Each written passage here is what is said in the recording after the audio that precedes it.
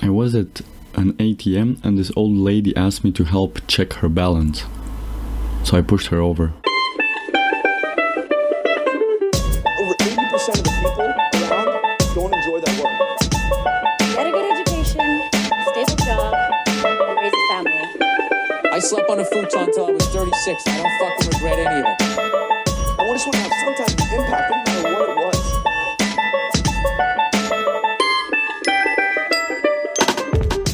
Welcome to 99 Career Options Podcast, session number 4. Today's guest is a really good friend of mine, Markus Widerøe. Markus is a credit analyst at DNB. He studied in different countries like Australia, Switzerland and France, part of his awesome master degree, and was one day rock star in China. He loves books, personal development and raw food. Let's go and chat with him. Remember that all links and resources are in the show notes at 99careeroptions.com/session number. And you can say hi on Twitter and Facebook using the same name. Let's just jump right into the meat. Can you please tell the listeners what do you do and what do you study? Sure. Yeah. So currently I am a credit analyst at a large financial institution, a bank. And that basically means that when large companies want to borrow money for, let's say, setting up a factory or something, they have to talk to me. And I have to understand what is it that they're going to do and are they able to pay it back. Okay. And it's actually quite interesting. The thing that I love about it is that you meet so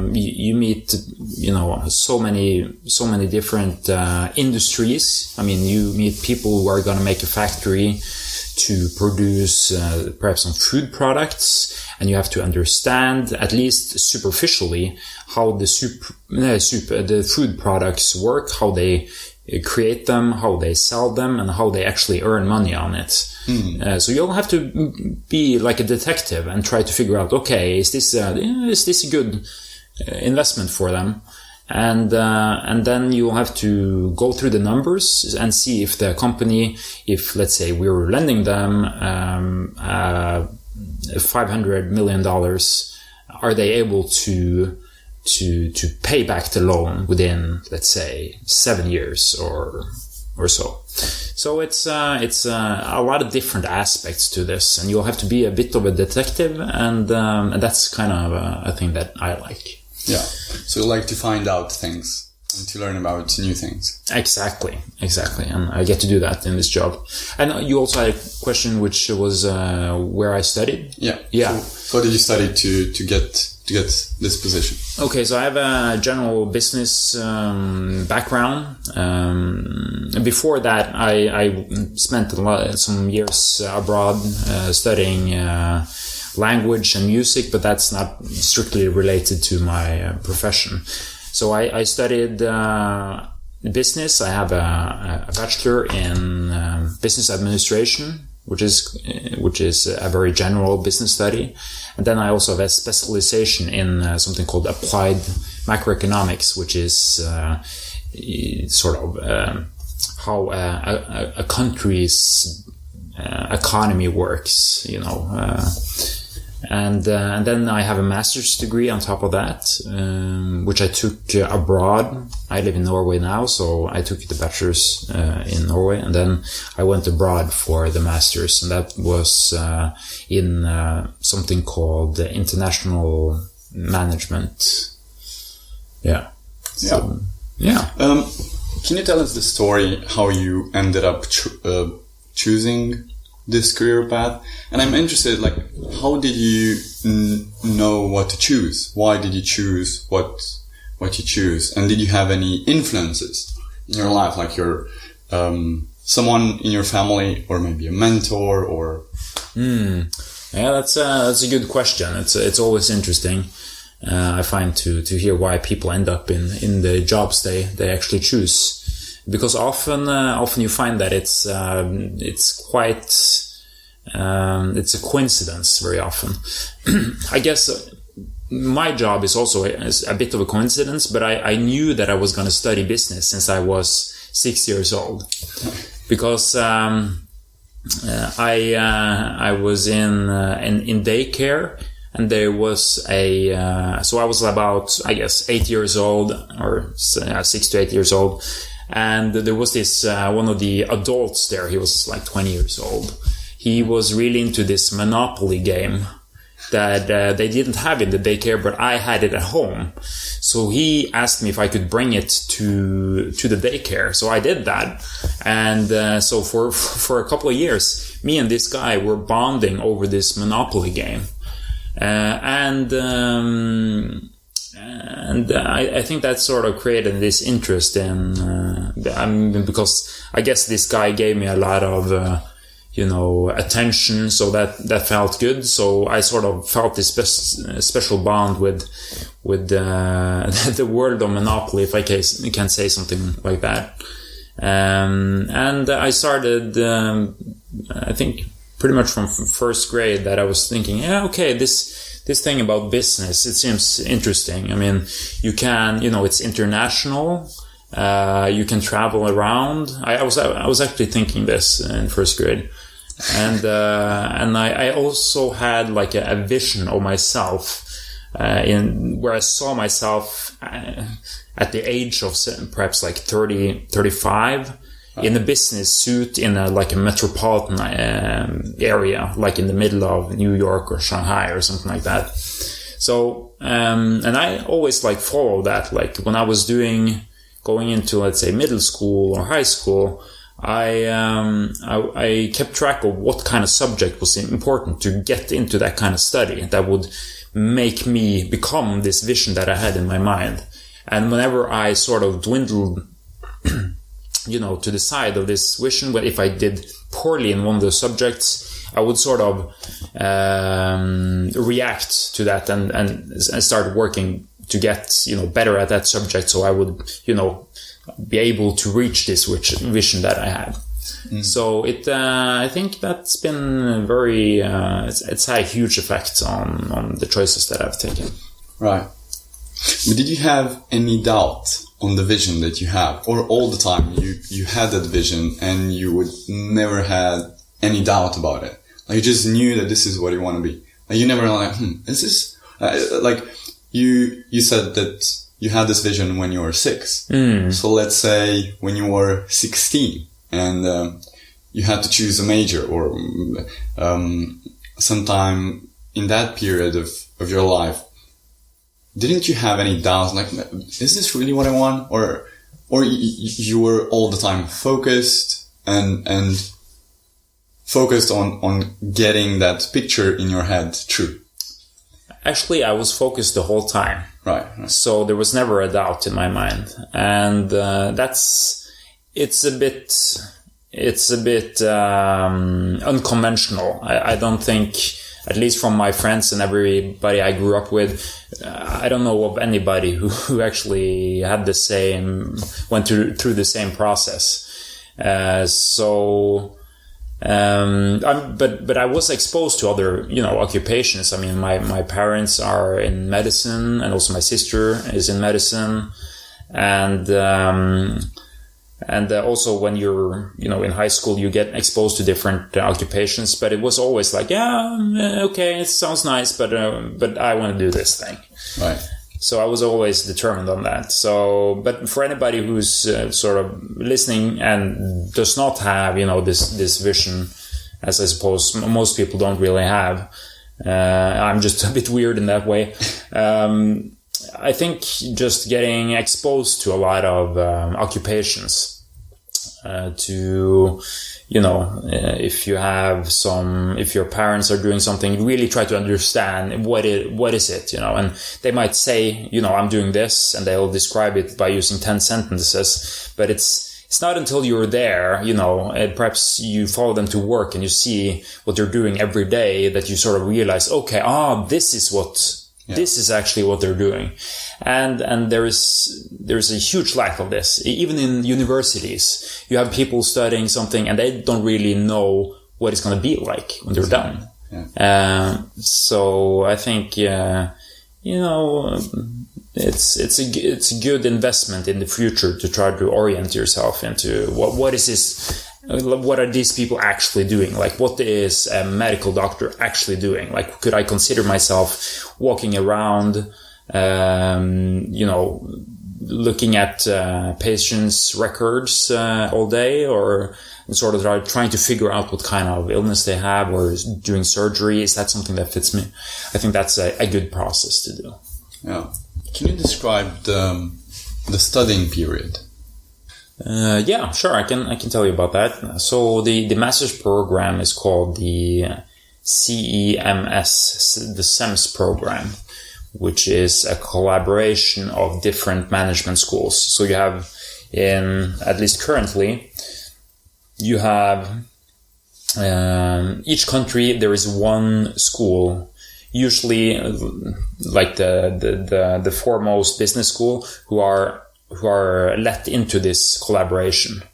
And so if you're a student at that school, you're able to apply for this network, and then you have some special subjects on top of whatever you or besides the thing that you're usually studying at that school. And you're supposed to go on an exchange. So you're going to go to one of the other management schools in one of the other countries. Right.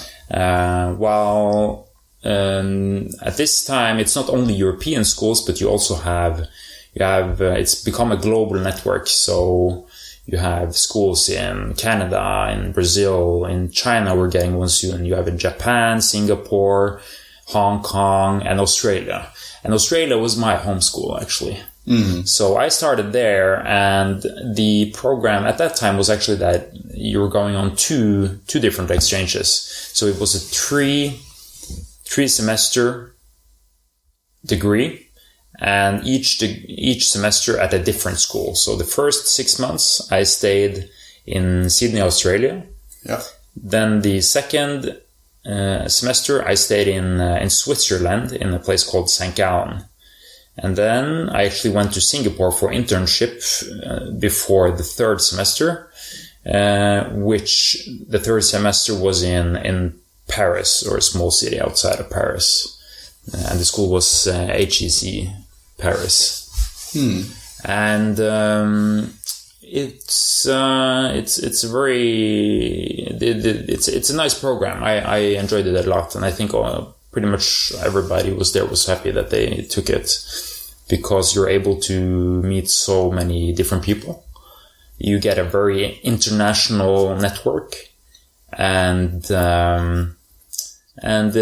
usually it's very let's say it's interesting people also who are part of this network, because they usually have been living in different countries and speak different languages. And usually done, different things, like doing a charity in China, or, things that are not so common. That gives them an interesting perspective, I find. Who told you about this master program? Who advised you, or how did you find out about it? It was actually a friend of mine who tipped me about it. So I was applying for a number of schools, and I got into a couple, but this one seemed by far the most interesting. Yeah.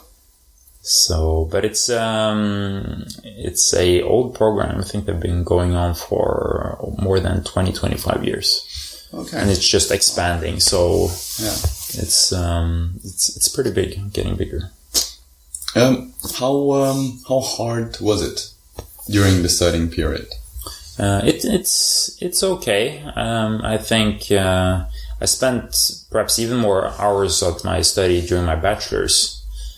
So I've always been, or during let's say my school years, as in primary school, middle school, and high school, I was actually not spending a lot of time doing schoolwork, to my detriment, I suppose. But I managed to get what I needed to get into the university that I went to, and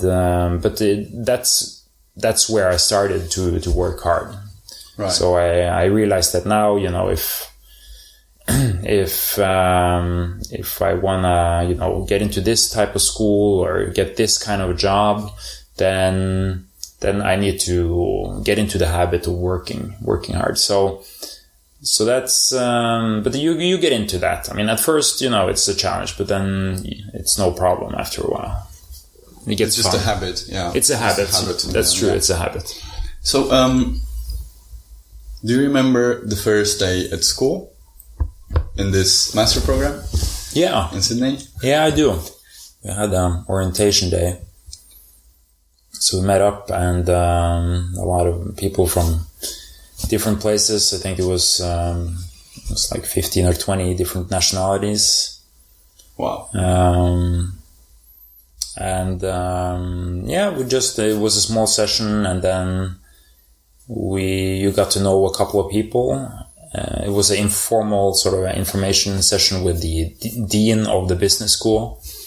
And we're basically done for the day, and I think we went for a lunch together with some of the other people, trying to get to know them and that kind of stuff. Right. It was nice. Very cool. What were the job prospects after you finished the mastery? What could you have chosen to do?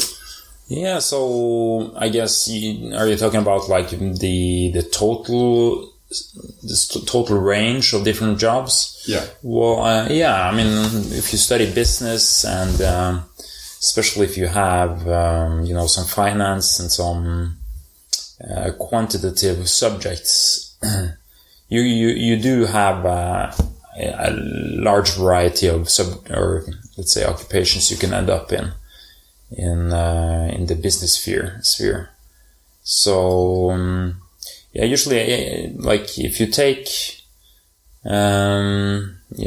that kind of degree, you could be anything from, let's say, an analyst at a bank, like what I'm doing, or you could be a controller in a firm, like a large company. They need people to make sure that the processes work and that you get the production that you need. Or you could become a consultant, which is also a very interesting thing, where you travel around a lot, and you become very skilled at seeing problems that a business have, and then you come up with a solution, and you either just tell them the solution or you try to implement it as well. And that's you become very good at communicating and problem solving, which is very, very interesting.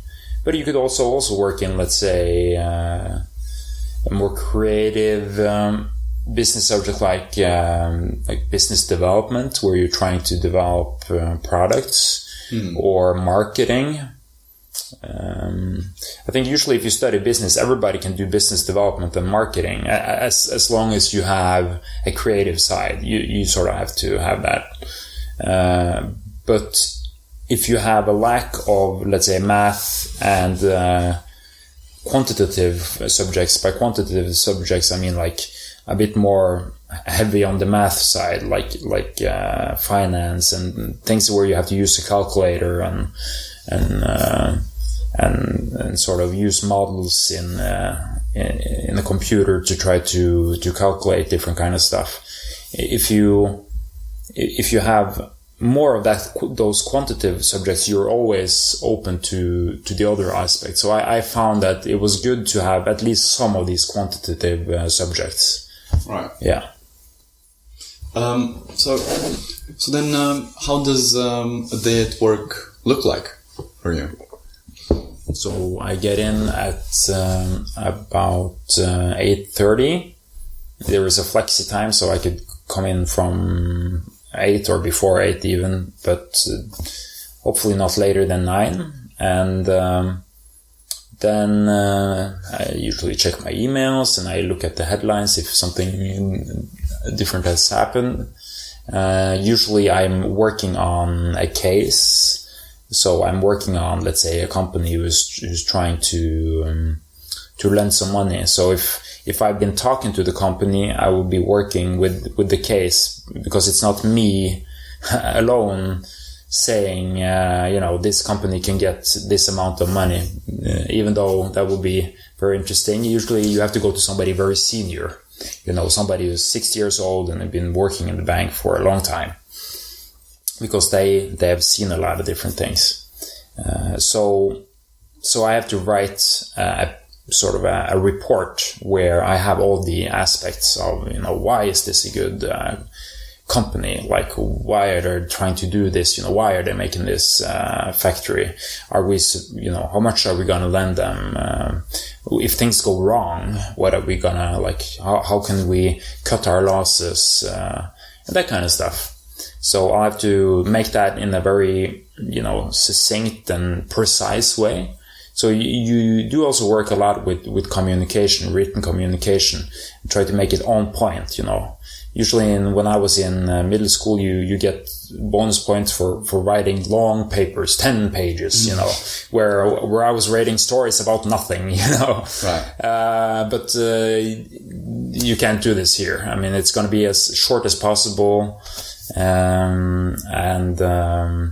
So that's a good skill. It's always good to be precise. Yeah. So that's something I'm working on that case, and then I have a lunch at 11, and perhaps I meet a company a bit later during the day. I have some internal meetings with my colleagues, trying to figure out what they are doing, if we need to collaborate on something. Yeah, that's a typical day. So I usually go home. It might be 5 o'clock if I start at 9, but it could also be later. I like to work late as well, especially early in my career, because you sort of get how to say this? If you work more hours early in your career, you sort of gain more knowledge, and that will be of your benefit. Yeah, that's a good advice. How does that affect your life? Like, how is the work-life balance? I think the young people, they work more, but it's not required. You have also even some young people who work just the amount that you're required. And it's also that when I work more, I also get overtime pay. Right. So I get like 50% for every hour, like more. So you're compensated quite decently, and you also it's also fun sometimes. So you wanna actually work more, but you don't really have to. I mean, some of the people who are on my age also have families actually. And so they can, it's very flexible. They can go home at 4 o'clock and, get their kids in the kindergarten. Yeah. Then perhaps they open their computer late that evening and answer some emails or something like that. Right. I'm just asking because you see at the TV or you hear in the news that people that usually would work in a bank will have a much stressful life than someone else. So that's why I was you do have aspects of that but so I'm a credit analyst, so we don't work that long hours, but you have, let's say if you're working in investment banking, that's very long hours. So it's different, but most banking positions are not long, don't have long hours. Okay. If you would have to choose again a career path, but you couldn't pick this one again, what would you choose? Could I be a rock star or something like that? Yeah, of course. You can do whatever you want. Yeah, I mean, it would be cool to do something. I do have some creative sides, but I guess I'm also a bit rational, so it's going all for that would be it's challenging working as an artist. But let's say if I would take something, let's say another job, I think an engineer I think would be good. Yeah. Like, which is somewhat close actually to what I'm doing. I mean, a lot of engineers work in business. they start off as making let's say products or designing things, and then they get promoted to a manager and promoted again, and eventually they'll be doing business things. Actually, like what I've been studying. However, they'll learn that stuff, and they'll also have the technical know-how, which is good. Yeah. If you're working in a company and you really know how they're making their products, that's always a good thing. Who are your heroes? My heroes. Or someone that you look up to. Okay, that's a good question. I would say, let's say, in regards to my job, you mean, or in general? Both. Okay. Well, in regards to my job, I think actually Warren Buffett is a good role model. Not because he's so insanely rich. He's obviously a very skilled investor, but he has a set of values which are very, very special. I find also in this hard, cold world of finance. He's super rich, but he doesn't spend a lot of money. He has the same car he had many years ago. He lives in a modest house with his wife, that he has been living for many, many, many years, which is the same as any other American almost. It's not, he could be living in the biggest castle, and I think that shows a good set of values. And he's been talking for raising the taxes on the rich. And obviously he would not benefit from that at all, because he's the 1%. He's the most one of the most wealthy people in the world. So I think he would be a good business role model. When it comes to other things, I like Conan O'Brien, a talk show host, because I just like his personality. I think that's nice. He's cool. Yeah. And some other stand-up people. What life lessons did you learn the hard way? Definitely that hard work pays. Yeah. Because I was not working hard in primary, middle school, or high school. Right. And I wasn't really into a lot of the subjects, but part of why you're taking those subjects is because you're also learning how to learn, how to become proficient at picking up a subject you don't know anything about, and then reading up on that. So that's that habit, whatever you read about. Let's say if you have a religion subject, and if you'll be using the knowledge that it's not about if you will be using this knowledge in a couple of years. It's more about you're able to sit down, force yourself through the material. Yeah. And I didn't do that during in high school, but I did learn that in university, and I'm very happy for that. Right. Yeah. To talk a little bit about your artistic side also, because you're quite a rounded person, right? And we have a lot to talk about, but I don't think we have the time. But just if we can cover that funny story that once you told me that happened in China, when when you went on a stage, right, and played in front of, I don't know, hundreds of people, or I don't remember. So I was so this is a couple of years back, 10 years back. I was 21 and I was in China. I'd been there 1 year studying the language Mandarin, and then I was in the second year where I studied music. But how come did you go there in the first place to study? It was a bit coincidental. My family has, my father, my mother, and my sister had spent parts of their education abroad. My older sister. So I always knew when I was growing up, they were always telling me the benefits of staying abroad. Because, you know, you widen your horizon, you learn things that you wouldn't be learning back at home and so forth. So I always were curious about this. And when I was done with high school and I had army duty, I had the opportunity to go to China, which was actually, a coincidence why I ended up in China. It's a long story in itself.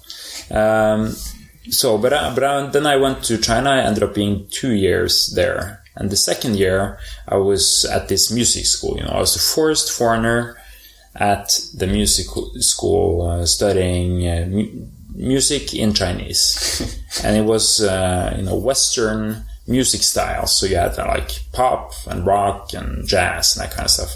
You might ask, why does a Norwegian go to China to learn Western music? And that's a good question. But the reason I went and studied music wasn't necessarily because I thought that Chinese pop would be the best in the world. It wasn't necessarily to become the best pop guitarist, but it was that music is a way of connecting with people. And so after I'd been studying the language for 1 year, I wanted to know Chinese people. And I found that studying music, where you don't really need to talk all the time, you can just play together, you can jam, and that's a way of connecting with other people where the communication might be a challenge. Right. So, but at the same time as I was going to this school, I was also working as a freelance guitarist for a company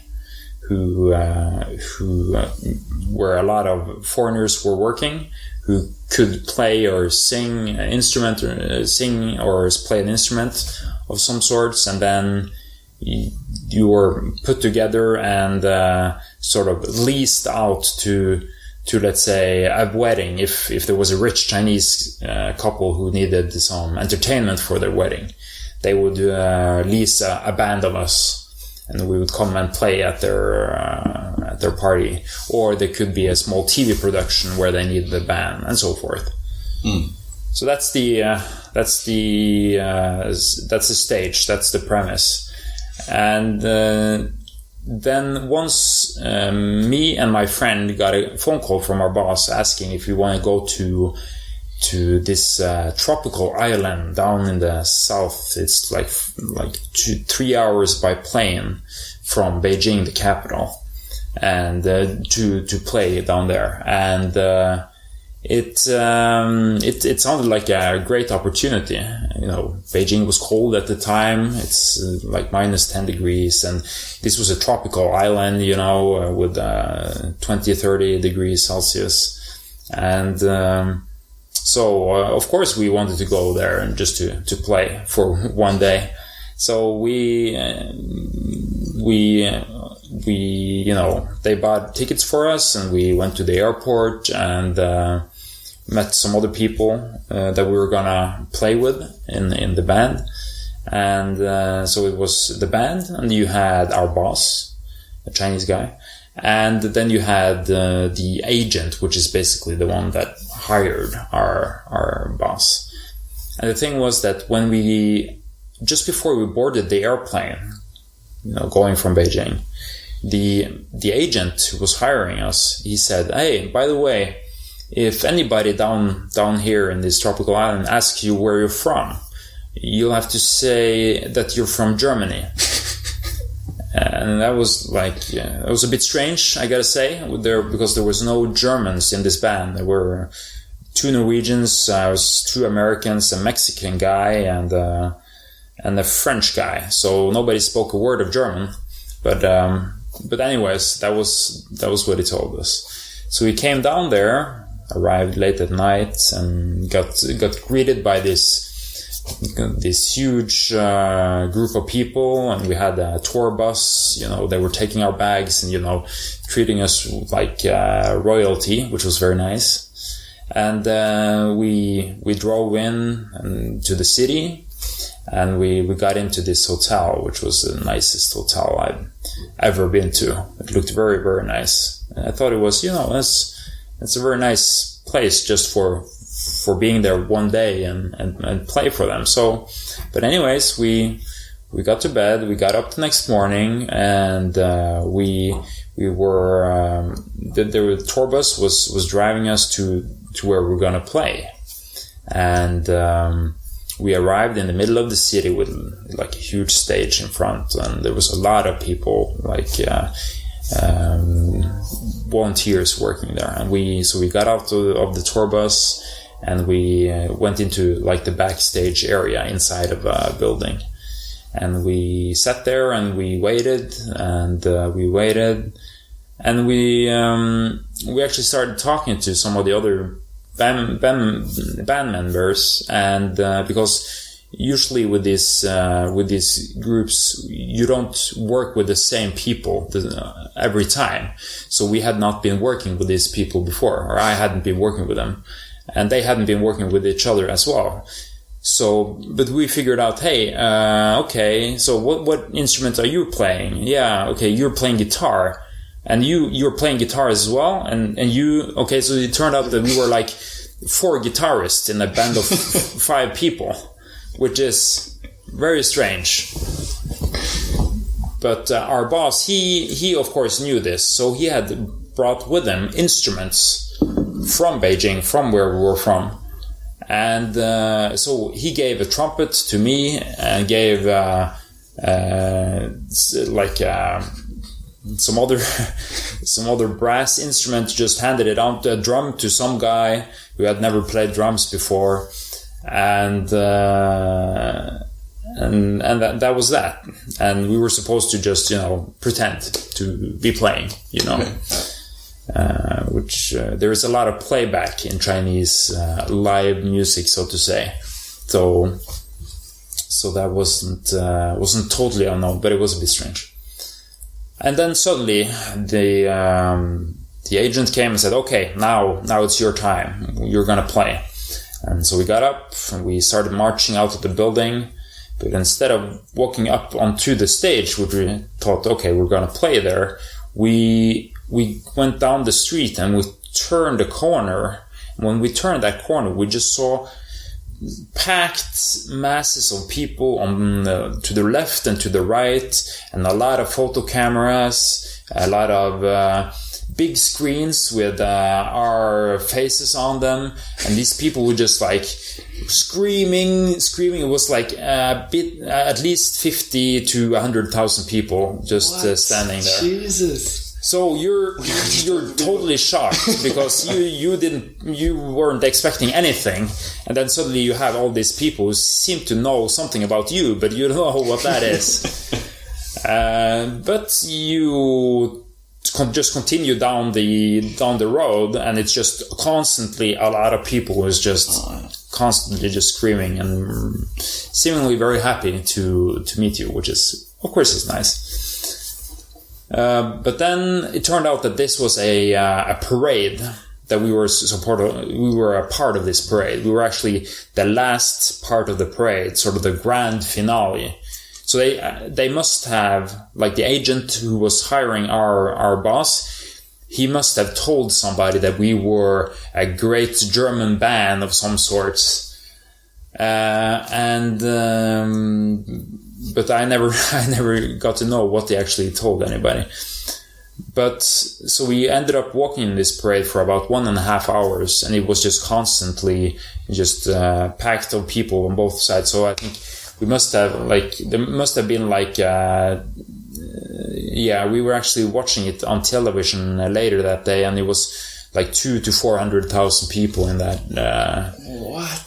That's crazy. It was a lot of people, and at first you get tired. I mean, I sort of realize now how it would feel for somebody who's breaking out, becoming famous, because you have all this attention on you, even though it was just for a day.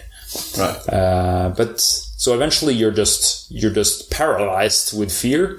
But then after let's say 20 minutes walking in this parade, having people just scream at you all the time, you sort of loosen up, Right. You get a hang of it. So you start to have fun of it with it. You start to run up and down the lines and high-fiving people, you have to play your part, right?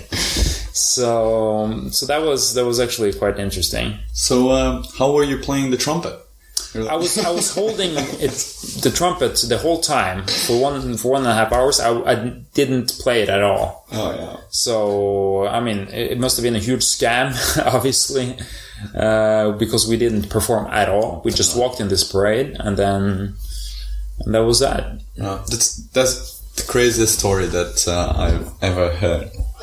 But just to wrap up this episode, I have just 2 or 3 questions more. If you have any resources that you can recommend to people, like books or podcasts or movies, that they can get a grip and understand better this career path. I would say first try to understand the many different occupations, perhaps. So not do what I do, unless you feel like a strong, motivation or calling to do that. But I think it depends on where you're at. If you're in middle school or high school, I think actually being very curious, trying to figure out, what does a psychologist do? What does a doctor do? What does an analyst do in a bank? And then also, if you ask people, they might not give you an answer which is appropriate for what you your background and how much you understand. So it's just asking again and sort of not getting tired until you sort of understand what it is. So I think that first, I would search online also, different types of occupations and see, there's going to be a lot of, perhaps, if you use Wikipedia and you look up, different careers, there's going to be a lot of words that perhaps you have no relations to, you don't understand them, but then try to understand that and really dig in, Right. Also, this podcast, right? We'll have a lot of interviews with a lot of... That's right. And that's a great thing. I think, I wish that I had something like that when I was younger. Even though I was very determined. I think it still would be of great value. How do you see the future for this type of job? Like, let's say, credit analyst in 5 years. So I think some of the tasks might be automated. A lot of, let's say, if you're punching in numbers now into the models because you need to calculate something, I need to figure out if the company can pay this debt, and I need to use models to figure that out. I can't, if I'm sitting there with a calculator, it's going to take weeks. So I'm using these models, and for the time being, I have to do that manually. So stuff like that would be perhaps written, or that would be just the numbers that I'm putting into the model would be extracted from let's say the company's financials or something like that. So there would be a lot of things that would be, a lot of the tasks that I'm doing now would be removed, but I think still the analysis part, being able to understand what is the customer actually doing. If you have a large company like Statoil or Tina or something like that, then you need, if you have somebody who's lending money to that institution, you will always need somebody who really understands the risks associated. So that's going to be here for a long time, I think. Well, just in closing, so if you can give your 20-year-old self one piece of advice, what would it be?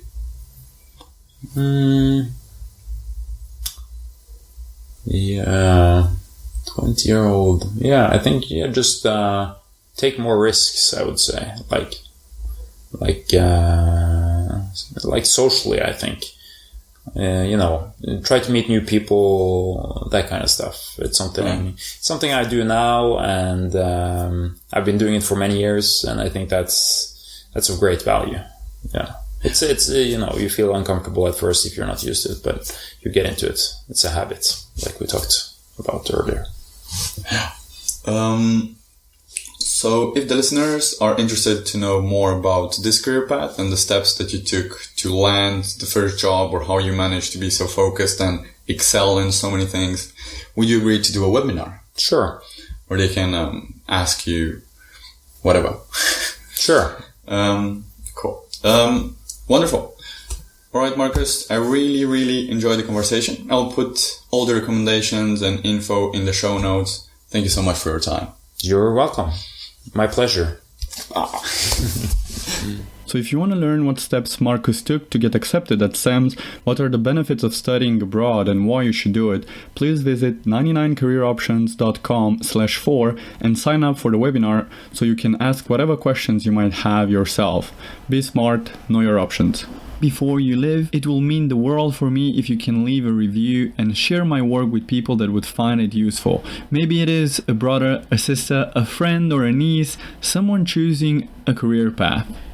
Thank you so much for listening, guys. You are awesome. Don't forget that you can be whatever you want to be as long as you know your options. You are the reason and hopefully the support for these interviews, so please send me feedback and advice if you want me to change something, add some questions in my interviews, or interview someone with a particular job that you are interested in. See you later.